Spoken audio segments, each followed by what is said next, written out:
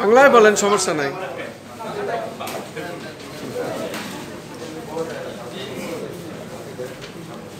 আচ্ছা, Okayama university of science আজকে এই প্রথম বাংলাদেশে satellite campus, satellite campus means online education system চালু করতে যাচ্ছে বাংলাদেশে। এই প্রথম আজকে জুন 27, 2024 সালে ভালোজব.com language centre under Japan Bangla bridge recruiting agency RL number 1587 আমরা যৌথ উদ্যোগে বাংলাদেশে এই প্রথম কম্পিউটার সায়েন্স অ্যান্ড ইঞ্জিনিয়ারিং সাবজেক্টে স্যাটেলাইট ক্যাম্পাস উদ্বোধন করতে যাচ্ছি। আজকে জুন 24, 2004 জাতীয় প্রেস ক্লাব মিলনায়তনে সংবাদ সম্মেলনের মাধ্যমে আমরা আমাদের computer science and engineering subject satellite ক্যাম্পাসে স্টার্ট করতে যাচ্ছি, এটা ঘোষণা করছি।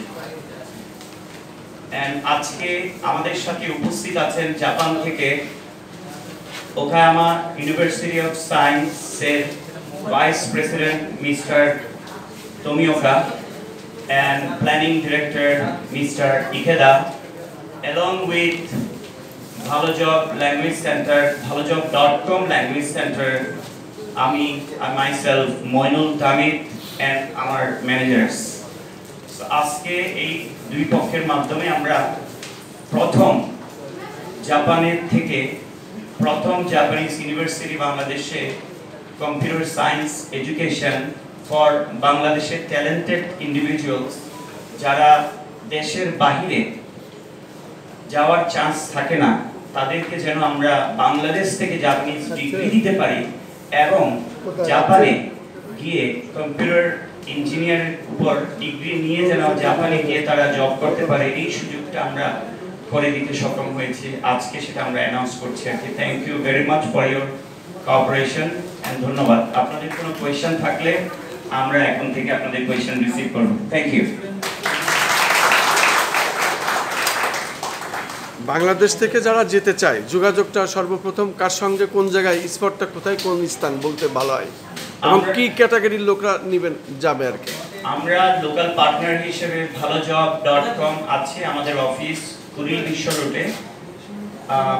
আমাদের এখানে স্পেশালি কম্পিউটার সায়েন্স বলতে আমরা বুঝি যে যারা বিজ্ঞানে পড়ালেখা করেছে, দ্যাট মিন্স এইচএসসি তে যারা সায়েন্সে পড়ালেখা করেছে তাদের জন্যই মূলত বাংলাদেশে কম্পিউটার সায়েন্সটা। But Okayama university of science সবার জন্যই এটা উন্মুক্ত করেছে। যেমন অনেকে আছে আর্টস পড়েছে কিন্তু কম্পিউটার সায়েন্স ডিগ্রি নিতে চাচ্ছে, অনেকে আছে যারা আর্টস পড়েছে, যারা কমার্স পড়ছে, যারা সায়েন্সে আছে, যে কোনো ধরনের ব্যাকগ্রাউন্ডের স্টুডেন্টরা এই কম্পিউটার সায়েন্সে ভর্তি হতে পারবেন এন্ড আমাদের কুড়িল অফিসে যোগাযোগ করতে পারবেন। যদি কোন পিএইচডির জন্য যদি এবং বাংলাদেশ গভর্নমেন্টের এটা অনুমোদন রয়েছে কি?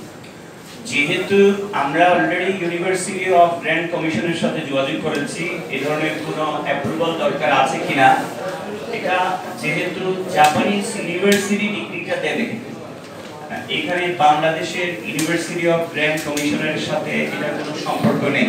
যেহেতু ডিগ্রিটা জাপান থেকে আসছে, সো এখানে বাংলাদেশের কোনো অনুমোদন আমাদের দরকার নেই। এখানে যারা শিক্ষা অর্জন করবে তারা কি জাপানি ইউনিভার্সিটি থেকে সার্টিফিকেট পাবে? এক্স্যাক্টলি, এখানে যারা শিক্ষা অর্জন করবে তারা প্রথম 3 বছর বাংলাদেশে পড়ালেখা করবে, লাস্ট 1 ইয়ার জাপানে তারা চলে যাবেন, জাপানের অন ক্যাম্পাসে পড়ালেখা করে ওখান থেকে ডিগ্রিটা নেবেন। এখানে অনলাইনে এসে এক্স্যাক্টলি শিক্ষাবৃত্তির ব্যবস্থা আছে। জি, বাংলাদেশের শিক্ষার্থীদের বিশ্ববিদ্যালয়ে পড়ার ক্ষেত্রে কোনো শিক্ষাবৃত্তির ব্যবস্থা আছে? স্কলারশিপ, এটা উনি বলবেন।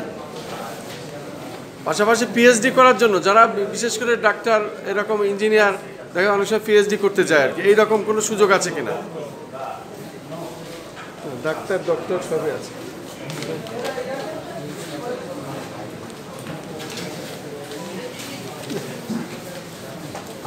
ওনারা বলছেন যে এখন